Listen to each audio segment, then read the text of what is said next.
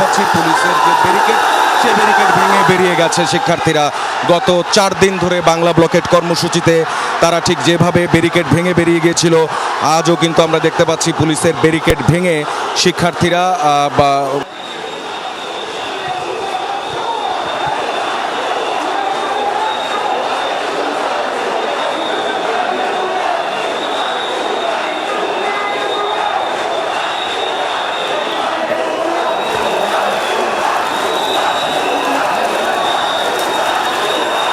দর্শক, আমরা দেখতে পাচ্ছি সরাসরি ঢাকা শাহবাগের পরিস্থিতি। সেখানে পুলিশ ব্যারিকেড দিয়েছে এবং ঢাকা বিশ্ববিদ্যালয়ের শিক্ষার্থীরা এরই মধ্যে ঠিক 5টা 5 মিনিট থেকেই যে এই যে সংঘর্ষ, পুলিশের সঙ্গে যে সংঘর্ষ, এরই মধ্যে আমরা দেখতে পাচ্ছি পুলিশের যে ব্যারিকেড, সেই ব্যারিকেড ভেঙে বেরিয়ে গেছে শিক্ষার্থীরা।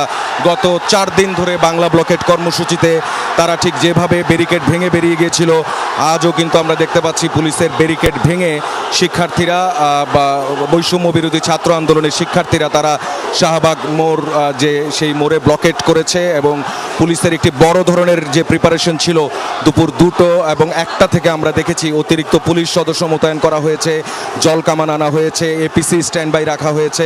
এই পরিস্থিতিতে আমরা দেখতে পাচ্ছি যে ঠিক 5টা 5 মিনিটে শিক্ষার্থীদের যে মিছিলটি, এই বড় মিছিলটি শাহবাগ মোড়ে এসে অবস্থান নেয়ার আগেই কিন্তু পুলিশের সজাগ যে অবস্থান প্রস্তুতি যেটি, সেই প্রস্তুতিটি ছিল।